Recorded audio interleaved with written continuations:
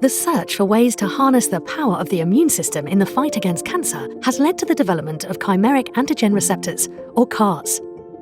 Kymriah, tisagenlecleucel dispersion for intravenous infusion, a first in CAR T therapy, is approved for adult relapsed or refractory DLBCL and pediatric young adult relapsed or refractory B-cell ALL.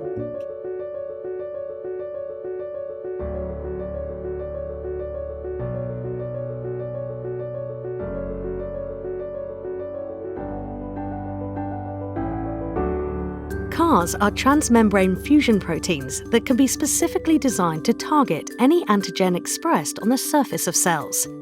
First-generation CARs contain 3 domains: an antigen-binding domain derived from a monoclonal antibody, a transmembrane domain, and an intracellular CD3 zeta signaling domain. This third domain helps to couple antigen recognition with critical T-cell signal transduction pathways. Kymriah is a second-generation CAR. It includes the intracellular 4-1BB costimulatory signaling domain. 4-1BB was chosen based on preclinical data that indicated the role it plays in improving T-cell activation, as well as enhancing early expansion and long-term persistence. Mechanism of action data are based on in vitro, in vivo data. The design of CARs provides them with several important properties. Most importantly, the antigen recognition domain enables CARs to target specific antigens, independent of presentation by the major histocompatibility complex. Kymriah is designed to target the CD19 antigen. CD19 is a cell surface protein whose expression is restricted to B cells and their precursors, the very cells we want to target in the treatment of pediatric ALL and adult DLBCL. So how do we go about targeting these cells? Kymriah is an autologous, individualized therapy in which CAR T cells are manufactured from a patient's own T cells. After being identified as a candidate for Kymriah, a patient undergoes leukapheresis at a designated site.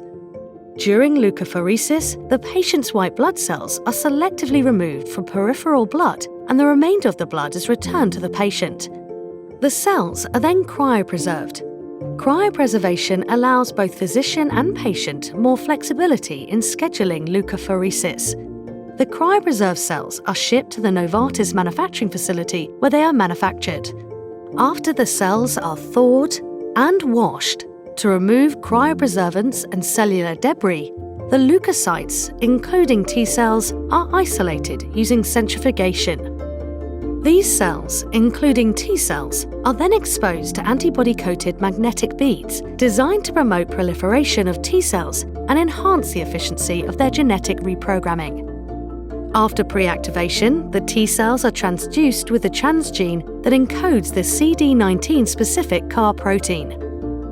This is achieved using a self-activating lentiviral vector. These genetic modifications reprogram the patient's T cells into Kymriah CAR T cells. Next, the cell population is expanded to produce enough T cells for treatment. After the target viable T cell count is reached, the reprogrammed T cells are cryopreserved and shipped back to the qualified Kymriah treatment center for infusion. Patients are given lymphodepleting chemotherapy 2 to 14 days prior to receiving Kymriah. This low-dose chemotherapy is thought to facilitate CAR T cell expansion and persistence in vivo. Once Kymriah is infused, these CAR T cells are designed to evade some of the body's native immunosuppressive stimuli. The Kymriah CAR can recognize and engage the CD19 antigen on the surface of B cells. This initiates a cascade of events that may induce target cell death. This may also release cytokines that promote expansion of the CAR T cells. After the initial wave of target cell elimination, the 4-1BB costimulatory domain of the CD19-directed CARs is thought to support persistence and immunosurveillance, leaving a population of Kymriah cells to monitor and detect new CD19-expressing target cells. With these advances, Kymriah helps to usher in a new era of hope and transformation of the cancer treatment landscape.